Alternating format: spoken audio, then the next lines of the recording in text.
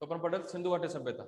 इसमें देखो अपन ने कल पॉइंट पढ़े थे जिसमें से मूर्ति शिल्प पढ़े थे, जैसे नर्तकी की मूर्ति, और इसके बाद में पढ़ा था अपन ने वृषभ। वृषभ भी पढ़ा था कि इसके जस्ट बाद में अपन ने। Yes sir. वृषभ, वृषभ प्रतिमा। इसके बाद में पढ़ा था शायद पुरुष धड़, और इसके बाद में पढ़ा था अपन ने चित्रित मृद भांड, मृत भांड। और जिसको नहीं पढ़ा था शायद अपन ने, उसको आज पढ़ेंगे, वो है मात्रका। मात्रका जिसको अपन ने पढ़ा था मिट्टी की मूर्तियों का कहा जाता था। क्या पढ़ा था अपन ने? मिट्टी की मूर्तियों क्या पढ़ा था अपन ने? अरे अपन ने इस चैप्टर में एक पॉइंट पढ़ा था जिसका नाम था, जिसमें अपन ने कहा था टेराकोटा भी कहते हैं इसको, और मिट्टी की मूर्तियां बनाई गई हैं, इनको क्या कहा गया था? कुछ कहा था क्या अपन ने इनको? शाबाश, मरण मूर्ति। शाबाश, इन्होंने कहा था मरण मूर्ति, मरण मूर्ति। तो अपन सॉरी, यही है मरण मूर्ति, इसी का मात्रका को ही मरण मूर्ति कहा जाता है। तो अपन एक बार इनको वापस देख लेते हैं। नर्तकी की मूर्ति, देखो नर्तकी की मूर्ति की जो मेन पॉइंट पढ़े थे अपन ने, वो पढ़े थे कि नर्तकी की मूर्ति कहाँ से प्राप्त हुई है? मोहनजोदड़ो से। याद रखेंगे, सिंधु घाटी सभ्यता का जो सभ्यता है मोहनजोदड़ो, मोहनजोदड़ो, ठीक है। ये नर्तकी की मूर्ति मोहनजोदड़ो से प्राप्त हुई है। ये सिंधु घाटी सभ्यता की सबसे सर्वोत्कृष्ट मूर्ति है, सर्वोत्कृष्ट मूर्ति है, सर्वोत्कृष्ट मूर्ति है, मतलब सबसे अच्छी मूर्ति है। इस मूर्ति को ढलाई से बनाया गया है। ढलाई का मतलब आपको पता ही है, बताया था मैंने, ढलाई से बनाया गया है। ढलाई का मतलब हो गया कि एक मोम की मूर्ति बनाई और मोम की मूर्ति के ऊपर चिकनी मिट्टी का लेप किया, उसको थोड़े दिन सुखाने के लिए रखा, सूखने के बाद में उसमें एक छेद करके छोटा सा, और फिर उसको गर्म किया। गर्म करने से मिट्टी के अंदर जो मोम की मूर्ति थी वो पिघल के बाहर आ गई, और वो सांचा जो बन गया है उसके अंदर तांबे को या कांसे को घोलकर, मतलब तरल पदार्थ बनाकर, और उसको उसमें डाल दिया जाता था, और उसमें डाल के उसको कुछ दिन के लिए सुखाने के लिए छोड़ दिया जाता था। और जैसे ही वो सूख जाता तो मिट्टी के जो आवरण था, मिट्टी का जो सांचा था, उसको तोड़ दिया जाता था और मूर्ति सेफ बच जाती थी। ऐसे कांसे की ढलाई की जाती थी, और कांसे की ढलाई की ये सर्वोत्कृष्ट मूर्ति है। किस धातु से बनी है? कांस्य धातु से। किस धातु से बनी है? कांस्य धातु से। ये तो मेन पॉइंट तो अपने को याद रखने ही रखने हैं कि किस धातु से बना है, ठीक है। और जैसे इसके बाएं भुजा में चूड़ियां बनाई गई है। एक था इसका रंग सांवला किया गया है, इसका रंग कौन सा है? सांवला, इस मूर्ति का, ठीक है। तो मतलब ये नृत्य रथ, इसको और किसी नाम से भी जानते हैं, और जानते हैं नाचती लड़की, नाचती हुई लड़की की प्रतिमा, प्रतिमा, नाचती हुई लड़की की प्रतिमा भी इसे कहा जाता है। मोहनजोदड़ो से प्राप्त हुई है, सिंधु घाटी सभ्यता की सर्वोत्कृष्ट मूर्ति है। इसका रंग सांवला है, ढलाई, कांसे की ढलाई से इस मूर्ति का निर्माण किया गया है, ठीक है। और कांस्य प्रतिमा है, किस धातु से बनी है? कांस्य धातु से बनी है। किस मुद्रा में है ये? ऐसे पूछ लिया जाता है कई बार, किस मुद्रा में है? नृत्य मुद्रा में, नृत्य मुद्रा में है, मतलब नाचने की मुद्रा में है। इसका एक हाथ कमर पे लगा हुआ है, एक हाथ सीधा जांग तक बना हुआ है। एक बाएं हाथ में कड़ा पहन रखा है, दाहिने हाथ में इसने चूड़ियां पहन रखी हैं। दाहिने हाथ में चूड़ी, दाहिने हाथ में तो अपना दायां हाथ है उसमें कड़ा पहन रखा है इसने, एक बाजूबंद पहन रखा है इसने, एक कड़ा पहन रखा है, कमर पे हाथ रख रखा है। दूसरा जो दायां हाथ है, ठीक है, उसमें क्या रखा है इसने? बायां चूड़ियां पहन रखी। तो ये आप याद रखें, ठीक है। अब बोलो कोई समस्या है इसमें नर्तकी की मूर्ति में? बाद में पढ़ते अपन वृषभ प्रतिमा। मोहनजोदड़ो की जो नर्तकी की प्रतिमा है इसके बारे में सबसे ज्यादा पूछा जाता है, इनसे सबसे ज्यादा इसके बारे में पूछा जाता है, नर्तकी की मूर्ति के बारे में। तो नर्तकी की मूर्ति को आप अच्छे से याद रखेंगे, इसमें किसी को कोई समस्या नहीं होनी चाहिए। कहाँ से प्राप्त हुई है ये भी याद रखेंगे, मोहनजोदड़ो से। देखो इसकी ऊंचाई भी है, ऊंचाई 4 इंच है, 4 इंच ऊंचाई है इसकी, ऊंचाई जो है वो 4 इंच है। तो नर्तकी की मूर्ति की अपन ने बातें पढ़ी है, मोहनजोदड़ो से प्राप्त हुई है, सिंधु घाटी सभ्यता की सर्वोत्कृष्ट मूर्ति है। इसको ढलाई प्रक्रिया के तहत बनाया गया है, इसमें कांस्य धातु का प्रयोग किया गया है, इसका रंग सांवला बनाया गया है, इसे नाचती हुई लड़की के नाम से भी जाना जाता है, इसे नृत्य मुद्रा में बनाया गया है, इसकी ऊंचाई 4 इंच मानी गई है। ये बात आप याद रखेंगे नर्तकी की मूर्ति के बारे में, यहाँ तक कोई दिक्कत नहीं होनी चाहिए किसी को। ठीक है, बात करते हैं अपन वृषभ प्रतिमा। देखो वृषभ प्रतिमा भी कहां से प्राप्त हुई है, मोहनजोदड़ो से। वृषभ प्रतिमा भी मोहनजोदड़ो से प्राप्त हुई है। ये ढलाई के द्वारा ही बनाया गया है, कांस्य धातु से बना है, रंग इसका भी लगभग सांवला ही है, यही बात है। ठीक है, तो रंग इसका भी लगभग सांवला ही है। इसको आक्रामक मुद्रा में बनाया गया है,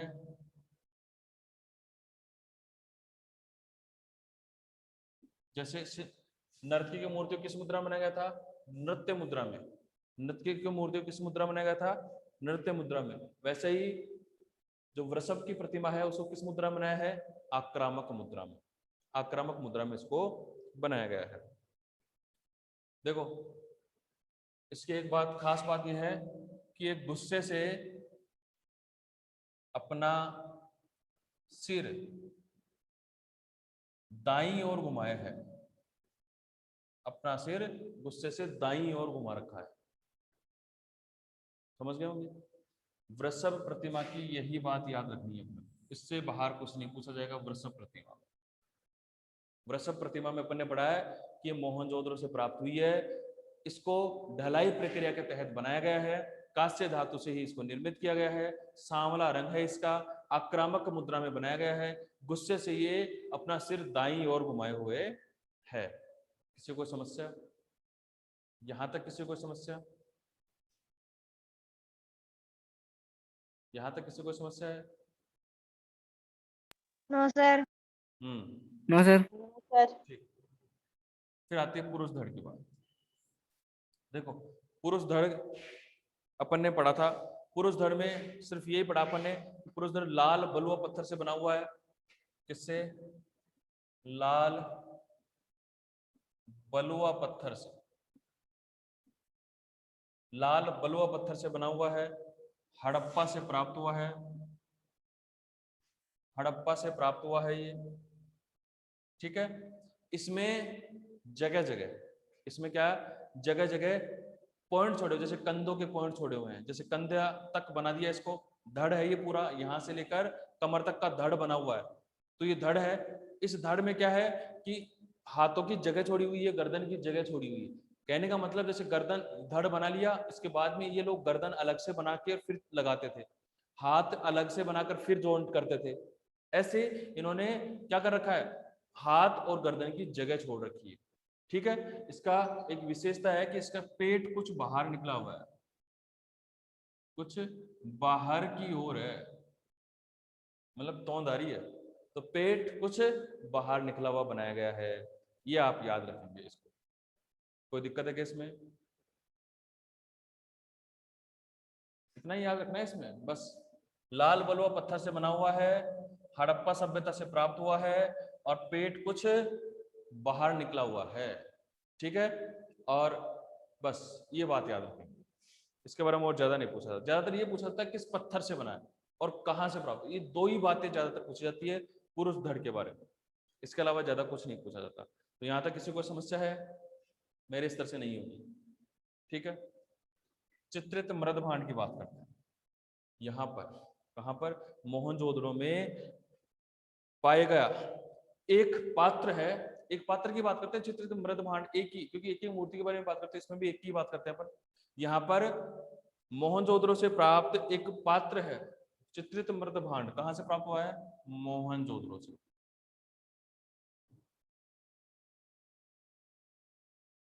कहां से प्राप्त हुआ चित्रित मृद भांड? मोहनजोदड़ो से, जो कुम्हार की चाक पर बनाया गया था। कुम्हार की चाक पर बनाया गया है, कुम्हार की चाक पर बनाया गया था और चिकनी मिट्टी से बनाया गया है। किससे? मिट्टी से,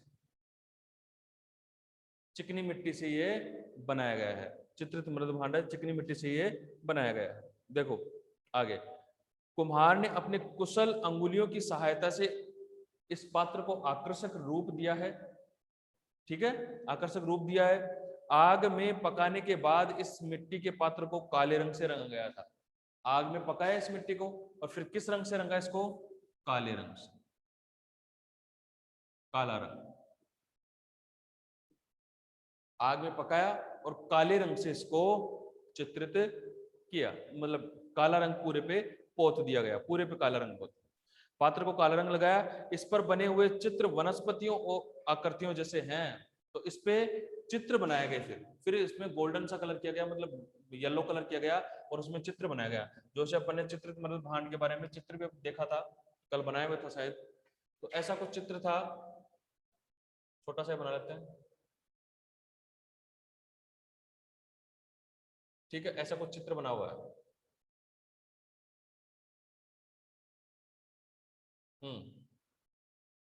और इस चित्र में क्या किया गया है? चित्र में पहले तो कर दिया ब्लैक कलर, पूरे पे ब्लैक कलर कर दिया, और ब्लैक कलर करने के बाद में इस पे लगभग येलो कलर किया गया। इसमें 3 लाइनिंग बनाई गई है, ऐसे 3 लाइनिंग बनाई गई है ऐसे। ये लो, ये 3 लाइनिंग है, 3 लाइनिंग, एक, हाँ 2 ही लाइनिंग है, 2 लाइनिंग बनाई गई इसके अंदर। और फर्स्ट लाइनिंग में ऐसे लाइनिंग की गई है, चित्रित मृद भांड।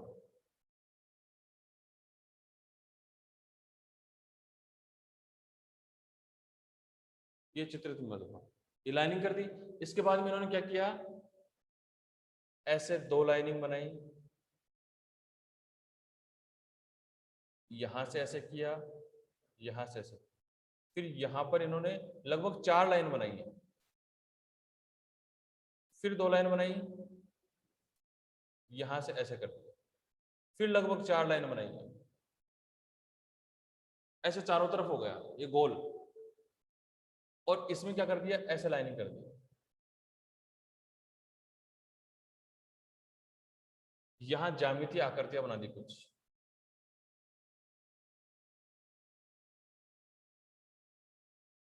ऐसे कुछ ये मृद भांड चित्रित किया गया इस तरीके से। कहने का मतलब, ये जो मृद भांड है ये मोहनजोदड़ो से प्राप्त हुआ है और सबसे सुंदर चित्रित मृद भांड है। हालांकि ये सिंपल चित्रकारी है, सेम ऐसी ही चित्रकारी की गई है इस पे, जो मैंने बताई आपको सेम ऐसी ही चित्रकारी की गई है उस पे। ठीक है, लेकिन जो ये मृद भांड प्राप्त हुआ है, हालांकि चित्रकारी को खास नहीं है इस पे, लेकिन फिर भी उस समय जो अपन दूसरी तीसरी सदी ईसा पूर्व की बात कर रहे हैं अपन, तो उस समय भी इतनी सुंदर चित्रकारी इसमें हो सकती है, ये सबसे प्रमुख बात थी। ठीक है, तो ऐसे अपन ने इसको पढ़ा, ऐसे अपन ने इसको चित्रित मृद भांड को देखा है। तो चित्रित मृद भांड कहां से प्राप्त हुआ अपने को? मोहनजोदड़ो से। चित्रित मृद भांड कैसे बनाया गया? कुम्हार की चाक पर बनाया गया, मिट्टी, चिकनी मिट्टी से बनाया गया। सर्वप्रथम इस पे काला रंग किया गया था। ठीक है, इस पे ये आकृतियां, कुछ कुछ आकृतियां अमूर्त आकृतियां हैं। अमूर्त का मतलब होता है जिसमें शकल नहीं होती। अमूर्त का मतलब देखो, अमूर्त आकृति का मतलब हो गया, जैसे अपन ने एक आकृति में मैंने पहले बताई भी होगी शायद आपको, अमूर्त आकृति।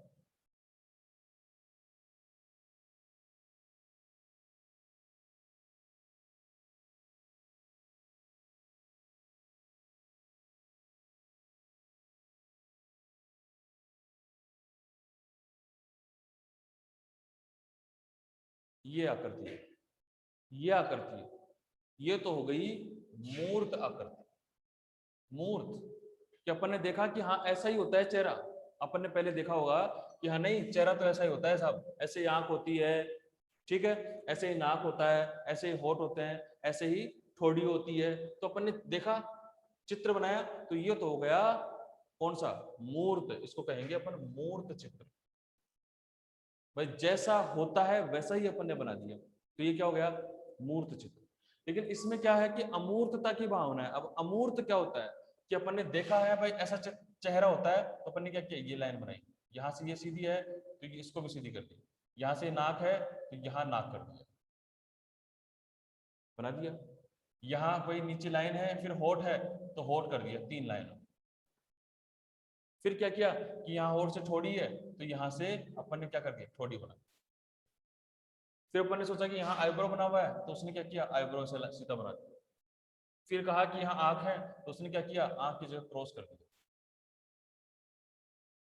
अब क्या हुआ, अब ये हुआ कि अपने को लग रहा है कि हाँ ये चेहरे का ही एक हिस्सा है, चेहरे का ये हिस्सा है कि हाँ ये लगभग औसतन चेहरे जैसे लग रहा है, लेकिन हूबहू ऐसा तो नहीं है, ऐसा तो नहीं है ना। अपने को सिर्फ एहसास है कि ये चेहरा, पता नहीं ये और कुछ भी हो, और कुछ भी आकृति हो, लेकिन अपने को तो भाई अपन ने नाम लिया है कि ये चेहरा हो सकता है नहीं, 101% श्योर नहीं कि चेहरा ही है, लेकिन हो सकता है। ये होते हैं अमूर्त चेहरे, ये होते हैं अमूर्त चेहरे या अमूर्त चित्र, इनको कहेंगे मूर्त चित्र। जैसा है वैसा का वैसा, अमूर्त चित्र जैसा है वैसा नहीं बनाया, लेकिन उसके जैसा बना दिया, लगभग मिलता जुलता, तो वो हो गए अमूर्त चित्र। आजकल अमूर्त चित्र बहुत ज्यादा चल रहे हैं, बहुत ज्यादा। आप लोगों ने देखा होगा कि अमूर्त चित्रों में क्या होता है कि जैसे आपने देखा होगा अखबार में कई कटिंग में आता है जिसमें अपन समझ ही नहीं पाते, अपन कहते हैं यार ये बना हुआ क्या है, कुछ समझ से परे है, समझ में नहीं आ रहा ये क्या है, लेकिन फिर भी अपन पढ़ते हैं उसके बारे में कि वो 1 करोड़ में बिक गई, 50 लाख में बिक गई, ये ऐसा कुछ पढ़ते हैं अपन उसके बारे में। तो वो कैसे पढ़ते हैं, वो इसलिए पढ़ते हैं क्योंकि वो अमूर्त चित्र हैं, इनमें भाव तो होते हैं। भाव कैसे, जैसे ये चित्र बनाया है ना अपन ने, ये चित्र बनाया, तो ये भाव है इसमें कि हाँ ये नाक है, ये होठ है, ये आंख है, लेकिन इस जैसी मूर्तता नहीं है इसमें। मूर्तता का मतलब ऐसे कैसा नहीं है जैसे भाई हाँ ये आंख ऐसी ही होती है, ये नाक ऐसा ही होता है, होठ ऐसे ही होते हैं, ऐसे मूर्तता नहीं है इसके अंदर, अमूर्त है। तो वो अमूर्त चित्र भी आजकल भावों में ज्यादा आने लग गए, आजकल चित्रकारी में अमूर्तता की पहचान बहुत ज्यादा होने लग गई। तो इस सिंधु घाटी का जो मृद भांड प्राप्त हुआ था अपने पास में, जो मिट्टी का बर्तन पात्र प्राप्त हुआ है, इसमें भी कुछ ऐसी शैलियां हैं जिसमें अपन कह सकते हैं कि ये चेहरा है, ये 2 आंखें हैं इसकी, ये सीधा सा नाक है, और यहाँ 2 लाइनों में होठ बनाया गया है। ऐसा इसमें चेहरे की आकृति को वो अमूर्तता के तहत देखा जाता है, और ऐसा कोई वास्तविकता नहीं है। ठीक है, तो चित्रित मृद भांड पढ़ा अपन ने। चित्रित मृद भांड में अपन ने पढ़ा कि यह मोहनजोदड़ो से प्राप्त हुआ है और कुम्हार की चाक में बनाया गया है, चिकनी मिट्टी से बनाया गया है, काला रंग इस पे किया गया है, और इसमें क्या अमूर्तता की भावना है। बस ये अपन, इससे बाहर कुछ नहीं पूछा जाएगा। चित्रित मृद भांड, किसी को समस्या है यहाँ तक, यहाँ तक कोई समस्या है? सर इसमें पता कैसे चला कि कुमार की चाक पे बनाया गया है? हाँ, इसको पता कैसे चला कि कुमार की चाक पे बनाया हुआ है? क्योंकि ये बिल्कुल फिक्स डिजाइनिंग से बनाया हुआ है, ऐसे डिजाइन से हाथ पे बनाया नहीं जा सकता। प्लस एक बात तो ये, दूसरी बात ये कि वहां पर जहां से मृद भांड प्राप्त हुए हैं उन्हीं के समीप लगभग 100-200 मीटर दूर उसी मोहनजोदड़ो में कुम्हार की चाक भी प्राप्त हुई है। कुम्हार की चाक मतलब गोल बनी हुई चाक भी प्राप्त हुई है कुम्हार की, उसकी वजह से इसको पुख्ता सबूत हो गया कि हाँ ये कुम्हार की चाक पे ही बनाए गए थे। सही है? सर शाबाश। तो ऐसे चित्र थे, मृद भांड हो गया। अब आता है अपनी बात मातृका या मृण मूर्तियां। देखो, मातृका या मृण मूर्तियों में एक मूर्ति के बारे में पढ़ते हैं अपन। मातृका की मूर्तियों को आमतौर पर बद्धी अप्रगित खड़ी हुई, मतलब ये खड़ी हुई आकृति में बनी है, खड़ी हुई आकृति में बनाई गई है। दूसरी बात, थोड़ी भद्दी बनाई गई है, मतलब ये मातृका मूर्ति है, ये इतनी सुंदर नहीं लगती कि अपन देखते हैं सोचें कि वास्तव में बहुत अच्छा बनाया गया है, नहीं। जितनी अपने नर्तकी की मूर्ति अच्छी है, जितनी वृषभ की मूर्ति है, जितनी पुरुष धड़ या पुजारी की मूर्ति है, वो इतनी सुंदर आकृतियों प्राप्त हुए हैं, वैसे ये मातृका मिट्टी की मूर्तियां इतनी सुंदर नहीं है। और इसमें क्या किया गया है, इसमें चेहरे जैसे लंबी नाक बना दी गई है, ऐसे लंबी नाक, बिल्कुल नुकीली नाक, और फिर यहाँ से जैसे होठ बनाया गया तो होठ पे ऐसे लाइनिंग कर दी, बस ऐसे होठ में लाइनिंग और ऐसे छोड़ी, और सिर्फ लाइनिंग के रूप में। ठीक है, तो मतलब थोड़ा नुकीली नाक है, जो होठों के बीच में जो लाइनिंग है वो ऐसे समझ लो जैसे मिट्टी को ऐसे काट के बना दी गई हो, ऐसे सिर्फ ऐसे लाइनिंग कर दी वो होठ बनाए गए हैं जैसे ये अपने बनाए, देख लो यहाँ ऐसा। ऐसी आकृतियां इन्हें मृण मूर्तियों में पाई गई है। तो एक तो ये खड़ी हुई आकृतियां हैं, पहली बात, सारी की सारी मूर्तियां जितनी भी मूर्तियां बनी है इसमें वो खड़ी आकृति में बनी है। और इनमें क्या है, जो गले से पेट तक का हार बनाया गया है, मोतियों का हार बनाया गया है, पेट तक हार बनाया गया, गले से पेट तक का हार बनाया गया है इनमें। ठीक है, और कमर के चारों ओर एक अधो वस्त्र लपेटे हुए, कमर के चारों तरफ एक छोटा सा वस्त्र लपेटे हुए बनाई गई हैं। ठीक है, इसके अलावा करधनी पहने हुए, कमर पर कुछ पहने हुए बनाया है। सिर पर पंखे जैसा आवरण है, सिर पर बिल्कुल ऐसे पंखे जैसा सीधा कोई आवरण बनाया गया, चित्र बनाया गया पंखे जैसा सिर पे इन मूर्तियों के। इन आकृतियों की गोल गोल आंखें और चोंच जैसी नाक बहुत भद्दी लगती है लेकिन दर्शनीय है।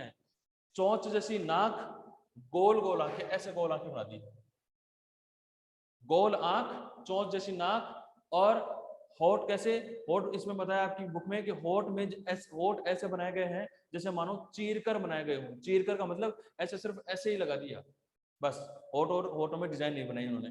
तो ऐसी ये मातृका की मूर्ति बनाई है जो भद्दी तो लगती है लेकिन दर्शनीय है, लेकिन उस समय का मानव यहाँ तक पहुंच गया, ये सबसे बड़ी बात थी, इसलिए ये दर्शनीय मूर्ति मानी जाती है। तो ये हो गई मातृका की मूर्ति। यहाँ तक किसी को कोई समस्या है? और अगर यहाँ तक कोई समस्या नहीं है तो अपना चैप्टर भी लगभग सिंधु घाटी सभ्यता कंप्लीट हो चुका है। कोई समस्या है क्या? क्योंकि हम चाहते हैं भाई ऑफलाइन स्टार्ट हो जाए तो तभी पढ़ लें, लेकिन अगर नहीं होगा तो अपन अच्छे से समझाएंगे उसको, ऐसी कोई बात नहीं है। लेकिन इससे अपन अगला चैप्टर पढ़ते हैं जिसका नाम है भारतीय कांस्य प्रतिमाएं। लगभग 7वां चैप्टर है आपका, लेकिन अपन पढ़ते हैं नेक्स्ट चैप्टर के रूप में भारतीय कांस्य प्रतिमाएं। एक सेकंड।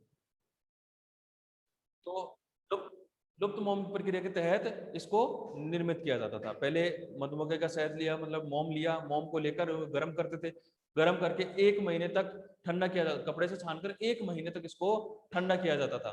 और ठंडा करके जो प्रक्रिया होती थी उसके तहत इसको नुकीली धातु से इसके रेसे बनाए जाते थे, नुकीली धातु से इसके रेसे तैयार किए जाते थे। रेसे बनाकर फिर कई प्रतिमाओं के चारों ओर जैसे मोम धागे आकार बनाकर ये एक मोम की वापस जो ठंडा मोम था उसकी प्रतिमा बनाते थे। ठंडा मोम होता था उसकी प्रतिमा बनाई और प्रतिमा के चारों तरफ उसको बांध दिया जाता, वो रेसे होते थे उसको बांधा जाता था। मोम की प्रतिमा बनाई, उन रेसों को बांध लिया जाता था। एक बार आप समझते जाओ, फिर दोबारा रिपीट करेंगे तो आपको तुरंत समझ में आ जाएगा। ठीक है, फिर इसे मोम धागे के आकार में आ जाता था। फिर बनाई गई प्रतिमा के चारों ओर मोम की इन चारों तारों को लपेटा जाता था। इसके बाद मिट्टी, रेत और गोबर के लेप की मोटी परत इसके ऊपर चढ़ा दी जाती थी। देखो क्या लिया अपन ने, मधुमक्खी का जो मोम था वो ले लिया, उस मोम को लेकर और इन्होंने क्या किया, गर्म किया, गर्म करके इन्होंने छान लिया, छान के इन्होंने क्या किया कि 1 महीने तक उसको ठंडा किया। ठंडा करने के बाद में उसको सुखा के, और उसमें फरनी आती है, फरनी जिसको कहते हैं फरनी, ठीक है, उससे दबा दबा कर उसमें से क्या किया जाता था, रेसे उत्पन्न किए जाते थे। रेसे बना लिए। दूसरा एक मोम लिया, उसकी प्रतिमा बना ली, और प्रतिमा बना के जो यहाँ से रेसे अपने को प्राप्त हुए उनको उसके चारों तरफ लपेट दिया जाता था, उसके चारों तरफ बांध दिया जाता था। ठीक है, उसके बाद में गोबर, चिकनी मिट्टी, है ना, रेतीली मिट्टी, इनको सबको मिक्स करके और उसके ऊपर आवरण चढ़ा दिया था, परत चढ़ा दी जाती थी, उसके ऊपर परत चढ़ा दी जाती थी। ठीक है, और परत चढ़ाने के बाद में फिर क्या किया जाता था, इससे एक खुले सिरे पर जो सिर होता था, जो मूर्ति का सिर होता था, उसके ऊपर एक प्यालानुमा, ऐसा कुछ कटोरानुमा बना दिया जाता था। ठीक है, कटोरानुमा, और फिर वो मूर्ति का निर्माण कर देते थे। तो वो जो कटोरानुमा है उसके अंदर से फिर वो जैसे जैसे वो गर्म करते तो वहां से वो एक छेद नीचे कर देते, तो गर्म करते तो वो नीचे से वो निकलता जाता सारा मोम, और ऊपर से ये क्या करते थे, उसमें कांस्य धातु पिघलाकर डालते रहते थे। और जैसे ही वो कांस्य धातु यहाँ तक आके उसको छेद को बंद कर दिया और वो कांस्य धातु पूरी भर गई। और वैसे की वैसे एक मूर्ति का निर्माण हो जाता था, वैसे की वैसे एक मूर्ति का निर्माण हो जाता था। ऐसे ये लुप्त मोम की प्रक्रिया प्रचलन में थी। कुछ समझ में आया? कुछ हल्का फुल्का